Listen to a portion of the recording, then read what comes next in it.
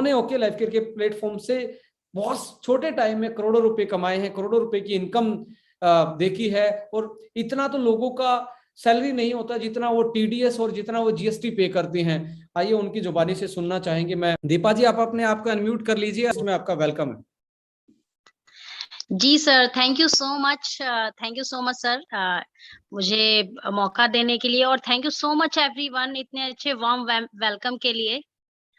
और बहुत ही अच्छा लगा आपने जो सेशन दिया आज वुमेन एम्पावरमेंट पे, मींस बहुत रिलेट कर पा रही थी अपने आप को, और बहुत सारी लेडीज भी रिलेट कर पा रही होंगी। Thank you so much everyone, thank you so much. जी दीपा जी, तो मैं आपसे क्वेश्चन पूछना चाहूंगा, क्योंकि मैं आपको जब से जानता हूं, जब आप शादीशुदा नहीं थे, यानी कि अनमैरिड थे, एक लड़की की तरह आपने स्टार्ट किया, और आपने भी वो चैलेंजेस देखे होंगे, सोशल बैरियर, साइकोलॉजिकल बैरियर। सो क्या आपको चैलेंजेस क्या आए थे इस बिजनेस में? मतलब आप जब घर से इस बिजनेस को बाहर निकले प्रमोट करने के टाइम पे, क्योंकि बहुत सारी वुमेन या बहुत सारे लीडर हमारे सुनना चाहेंगे कि आपके चैलेंजेस क्या थे। जी जी बिल्कुल सर। जब मैं इस इंडस्ट्री में आई तो मैं जॉब करती थी, और मैंने इस इंडस्ट्री को जॉब के साथ में किया। तो चैलेंज ये आते थे मुझे इस इंडस्ट्री को बिल्ड करने में, जैसे कि क्योंकि मैं जॉब कर रही थी और जॉब के साथ में एक हमें लिमिटेड टाइम मिलता है।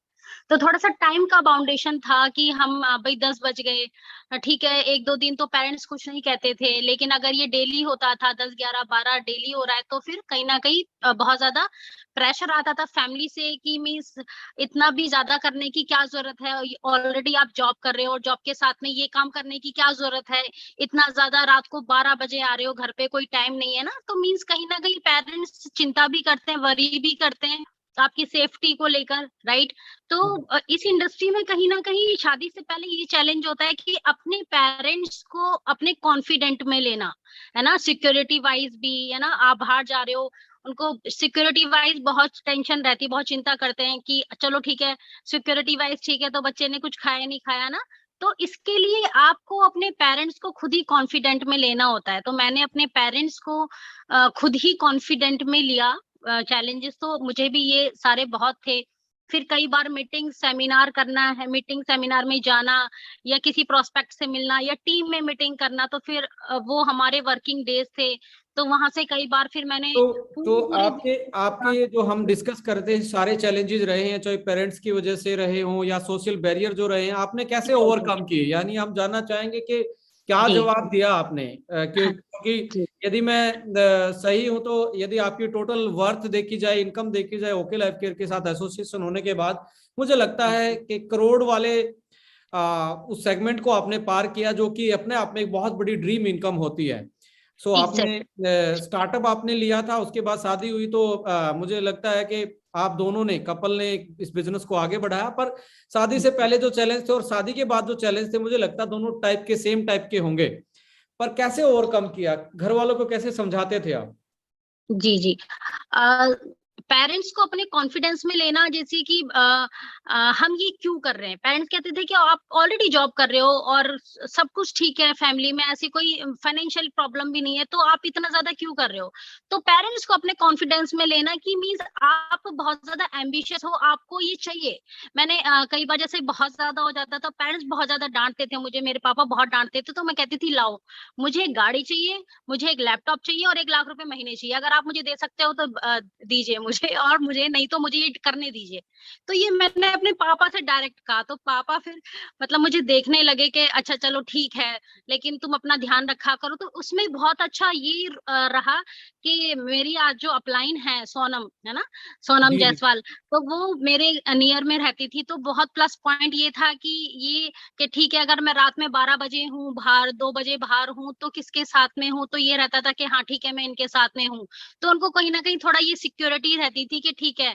और कहीं ना कहीं ये कि आप कितने लोग हैं आपके साथ में, तो जी। अपने पेरेंट्स को कॉन्फिडेंस में खुद लेना कि भाई आपका बच्चा ठीक है और मींस सेफ प्लेस पे है। और मुझे लगता है केवल सिर्फ और सिर्फ ये इंडस्ट्री ऐसी है जहां पर आप अपने आप को अननोन लोगों के साथ भी सेफ फील करते हो। तो मैंने अपने पेरेंट्स को यही सारी चीजें दिखाकर कि जिस भी मैं मीटिंग में तो जाती थी वहां से तो फोटो कहने लेकर। का मतलब है कि पेरेंट्स को अपने, आपने जो आपके ड्रीम्स थे, जो आप चाहते थे, जो अपनी जिंदगी में जो लग्जरी चाहते थे, जो एक चीजें चाहते थे, उसके माध्यम से आपने वो बड़ा करके दिखाया कि मुझे सेल्फ डिपेंडेंट बनना है और मुझे ये चीजें चाहिए। और मुझे लगता है कि यस। इंडिया में इतनी बड़ी इकोनॉमी नहीं है हमारी कि हमारे पेरेंट्स ये सारी चीजें हमारी पूरी कर पाए। तो ये हमें बहुत सारे लोगों के लिए सीख भी है कि हम अपने ड्रीम पूरे करने हैं तो उनको जरूर से जरूर जिंदा रखें, क्योंकि उनके सामने यदि आपने अपने ड्रीम के सामने घुटने टेके तो आपको उठाने के लिए कोई नहीं आएगा। मेरा मानना ये है। जी। Exactly sir, exactly.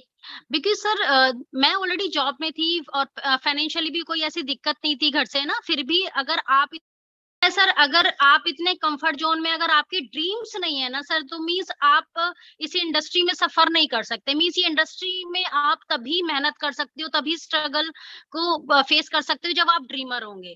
अच्छा, मैं आपसे एक पर्सनल बात पूछना चाहूंगा।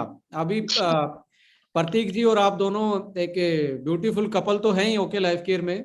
जी। आप अभी क्या लगता है, क्योंकि आपकी जो इनकम है वो कहीं ना कहीं प्रतीक जी से ज्यादा रही है, तो अब कैसी फीलिंग आती है?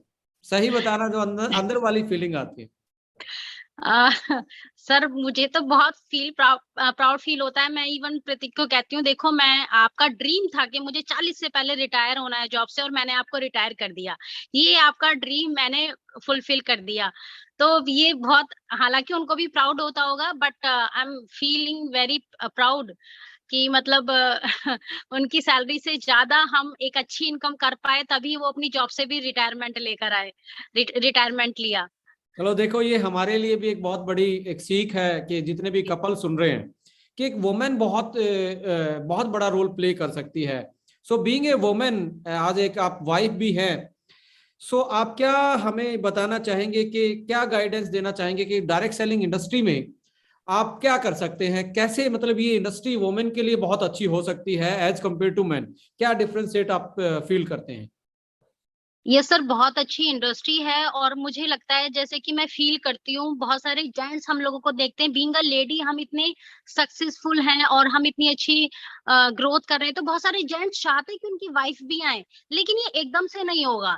जब आप इस इंडस्ट्री में आते हैं तो मुझे लगता है इस इंडस्ट्री में आपको अपनी वाइफ को भी लेकर आना चाहिए, हर प्रोग्राम में, हर मीटिंग में, हर सेमिनार में, तभी वो बिल्डअप होगी। और कई बार जेंट्स सोचते हैं कि अरे ठीक है, ये घर पे रह लेगी, बच्चों को देख लेगी, मैं चला जाता हूँ, दोनों में से कोई एक चला जाए। नहीं, ये बिजनेस दोनों का है, और इसलिए हम दोनों ही हर मीटिंग, सेमिनार, हर प्रोग्राम में पहुंचते हैं।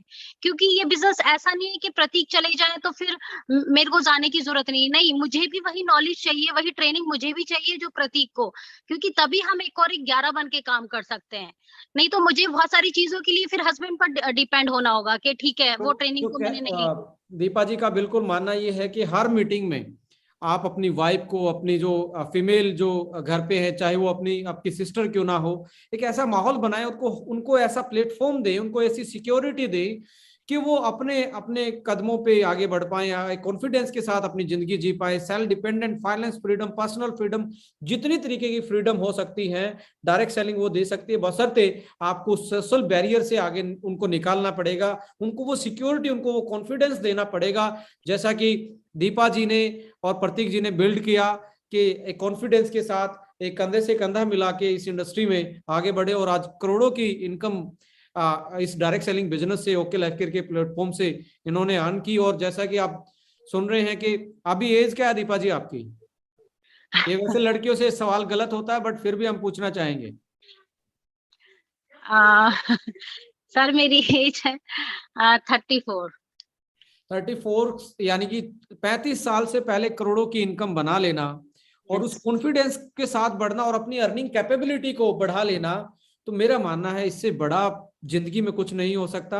सो जितने भी लोग सुन रहे हैं दीपा जी से इंस्पायर हुए हैं, और मुझे लगता है कि हर किसी को अब सोचने का ये होना चाहिए कि यस, मैं अपनी सिस्टर को, अपनी वाइफ को आने वाली मीटिंग में और इस बिजनेस को उनके थ्रू डेवलप करवाने के लिए उनकी हेल्प करूंगा। सो मैं सर चाहूंगा यहाँ हैंड। पर मैं एक चीज सर यहाँ पर एक चीज और कहना चाहूंगी मैं। जैसे कि मेरी शादी हुई और मेरी एक बेटी भी है ना, तो जी कहीं ना जी। कहीं ये चैलेंज आता है कि बच्चे को छोड़ के मत जाइए, बच्चे को पेरेंट्स का प्यार नहीं मिलेगा। जैसे ये चैलेंज मुझे आता है ना, मेरी मदर इन लॉ कहती हैं, अरे तुम अभी से 3 महीने की बच्ची को छोड़कर जा रही हो, अभी तो बच्ची इतने महीने की है, उसे बच्चे का